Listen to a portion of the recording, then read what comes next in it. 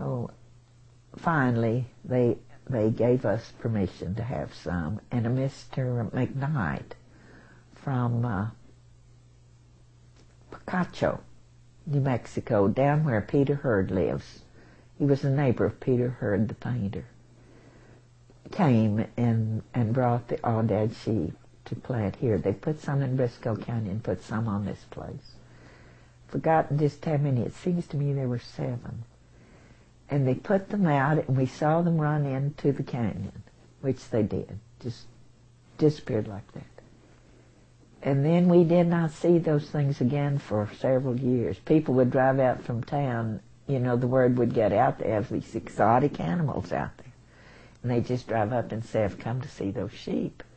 Well, you didn't want to laugh in their face, but you almost felt like it, because we'd looked for them for years. We hadn't seen them. We'd just have to tell them that we'd take them over there, but we didn't think they could see them. A&M sent a young man out from A&M that was studying the Aoudad sheep, and he never did see one for a year or two. He lived around and stayed with us and came and went for a summer or two. They studied the droppings. They studied the place where they wallowed, and they could tell that they would get into fights. You know, the ground would be torn up. But finally we began to, one day we went over to we named it Aoudad Point, because we went over, just 1 or 2 of us. I don't remember who went. I was one. And they ran in front of us. 2 of them ran. Before we could kind of bat our eyes, they were out of sight. They were exact color of the soil. And they are so quick and so alert. And they do have horns, kind of like a mountain sheep. They call it the sheep that is a goat. And then they announced that there were enough of them, they thought, to have a hunt. And this place was set up as one of the inspection places. The other was across the canyon. And the ranchers met here in this very room and decided how they would handle the hunting, and it would be under the care of all of them. Everybody agreed to do the same things, and they allowed each rancher, depending on how much land he had, to have a certain number of permits. Well, they could sell those permits, and they did sell them for a nice price. And then they agreed to take their hunters around and guide them and hope that they would kill one. We knew they were going to have to do lots of climbing and lots of looking, and I just laughed. I thought they'll never see one. They'll come out and pay those prices. But, of course, we had 5 permits the first year, and they were given to people that we had felt very strongly about, and had a 3-day hunt.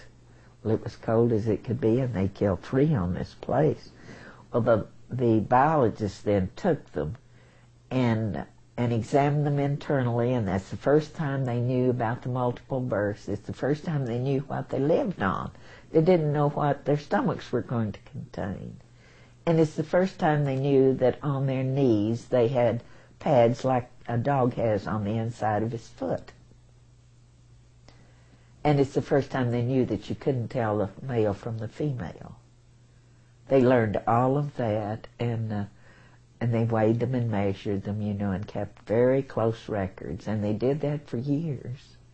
And people came from all over the United States to hunt. Tom built a hunting camp in the canyon, and they would sleep 14. And he took that. That was his project. He was in charge of all that. Terrell would go down, but Tom was basically in charge of that. And it was nice to have it. And then it was such fun. Then they began to increase so that we could see them, and we'd go over to the edge of the canyon, and those little babies they'd jump off cliffs, and maybe the babies would just turn over and over and over before they hit the bottom, and always landing on their feet.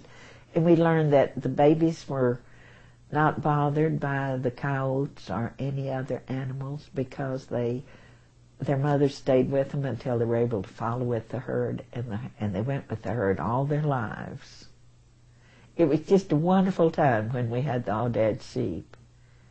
And that went on for, I guess, 8 or 10 years. Then they began to either move down further into the canyon. All of a sudden, we didn't have very many.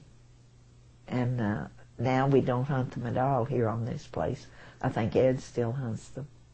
But the deer got big enough to hunt, and you just can't imagine what delightful men came. We learned that hunting is a way of life. You know, they'd stop by, and they'd have every kind of gear, just like your gear is today, the most expensive things. And maybe they'd be on their way to Alaska to get something else to fill out their card because they gained all these animals, you see. That was an interesting interlude in our lives when we got the game in here.